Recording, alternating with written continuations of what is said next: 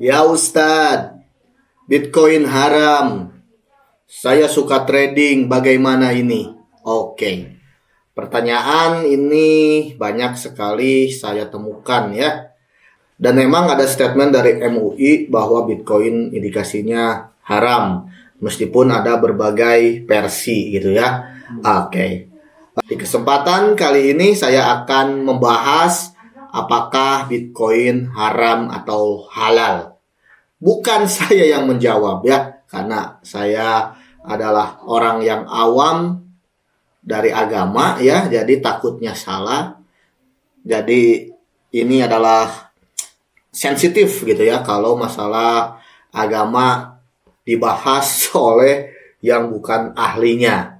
Nah, tapi saya mendengar ya di Facebook, lalu saya lagi scroll ke bawah, ada salah satu video Ustadz yang membahas halal atau haram Bitcoin.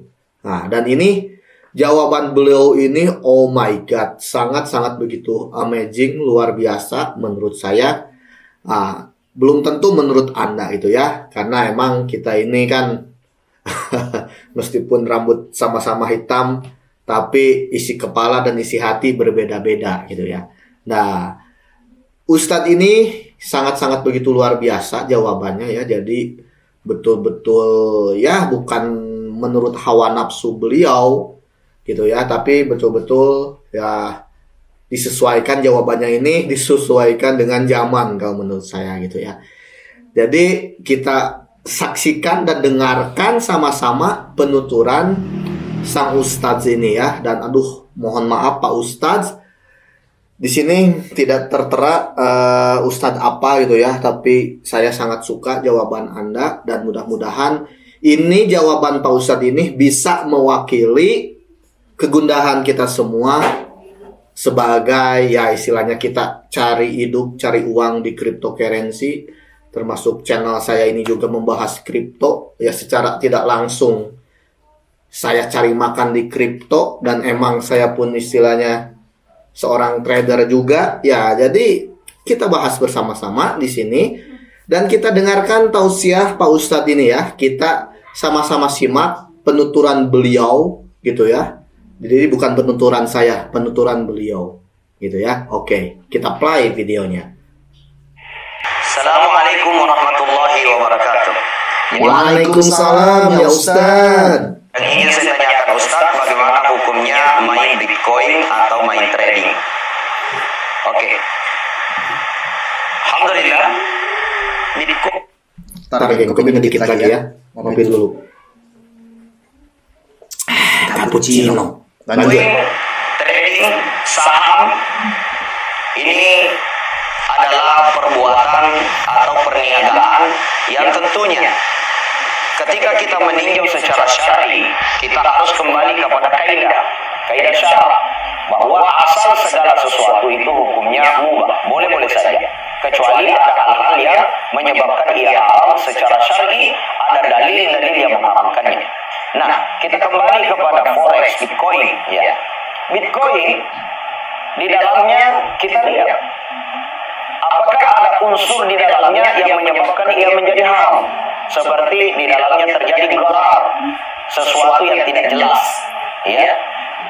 Banyak kita menemukan ulama kita mengatakan Bitcoin itu, forex itu pertukarannya, sell buy-nya itu kita tidak tahu secara pasti, secara jelas. Menurut saya, justru trading forex atau Bitcoin ini sangat jelas, karena Bitcoin itu sudah terdesentralisasi oleh suatu platform yang disebut dengan blockchain ya. Blockchain ini membaca semua kegiatan pertukaran dari semua cryptocurrency, semua jenis mata uang digital di dalamnya, yang menurut saya justru lebih jelas daripada mata uang suatu negara. Seperti umpamanya ada suatu negara ya, kemudian mata uangnya itu hanya tersentralisasi kepada satu induk bank ya. Akan tetapi dengan cryptocurrency ini memiliki satu buku besar yang disebut dengan blockchain ya. Itu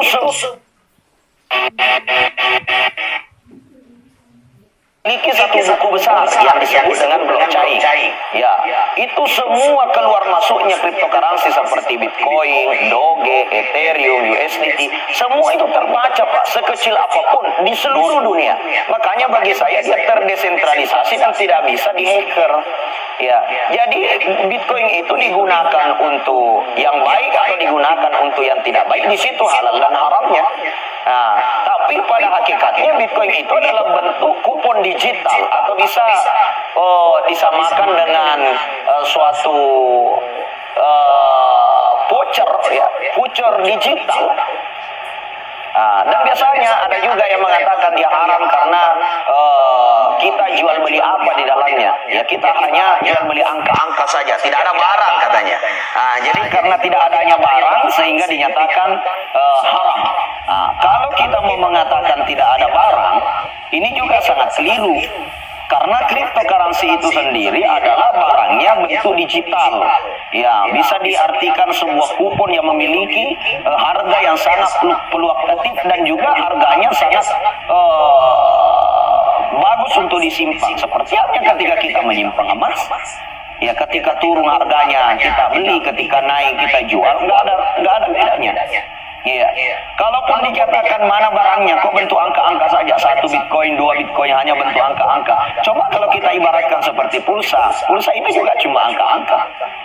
Ya, ada nggak barangnya pulsa itu? Nggak ada. Dikirim ke HP hanya 10.000, nilainya 20.000, dipakai nelpon habis. Mana barangnya? Nggak ada. Dia hanya bentuk voucher, bentuk angka-angka saja, bentuk nilai saja.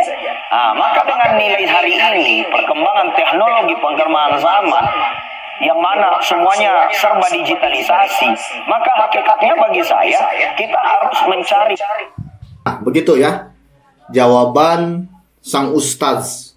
Beliau menjelaskan bahwa cryptocurrency ini jelas berada ya di platform desentralisasi yang disebut blockchain gitu ya. Dan di blockchain ini semuanya transparan, semuanya bisa Anda melihat transaksi semua orang di dunia. Ya, inilah blockchain. Blockchain tidak berinduk terhadap suatu negara ataupun ya suatu instansi yang bisa mengatur-ngatur dia gitu ya.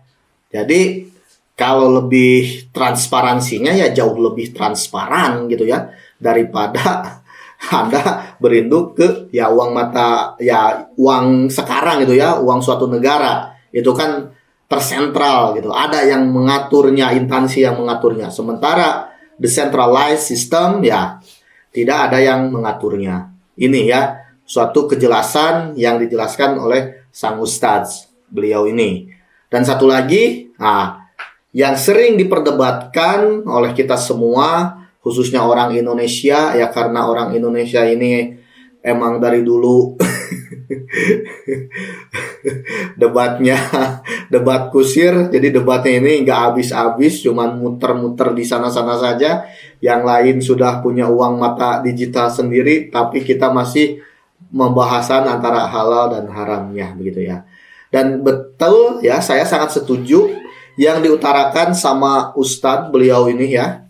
Karena kesetujuan saya ini karena bukan saya, lu bang setuju kan, lu istilahnya anak kripto, lu pengguna kripto pasti lu setuju lah. Nah, bukan seperti itu ya. Definisi yang saya katakan di sini adalah ya karena kita hidup di industri 4.0 ini yang perlu Anda ingat semua.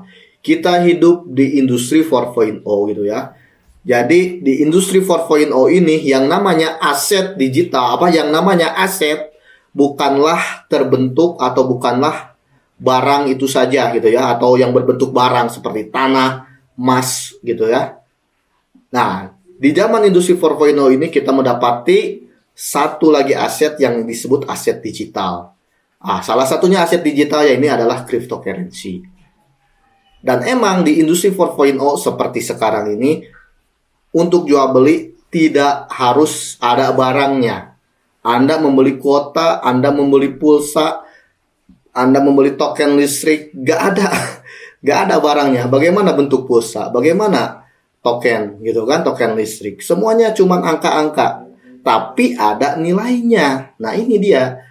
Meskipun hanya berbentuk angka-angka, dan bentuknya cuma di digital, cuma ada di HP, nah, tapi punya nilainya. Nah, ini Ustadz Gawe yang mengerti perkembangan zaman, begitu ya.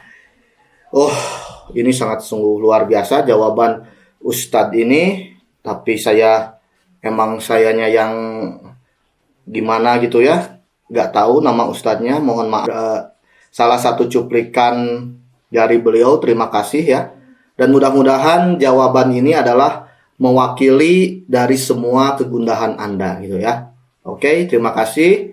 Bagi Anda yang belum subscribe, tolong dukungannya subscribe dulu ya. Like, share, silahkan penuhi kolom komentar di bawah ini. Pasti ada yang pro dan kontra. Anda yang kontra silahkan, Anda yang pro silahkan gitu ya. Sampai jumpa di video-video berikutnya.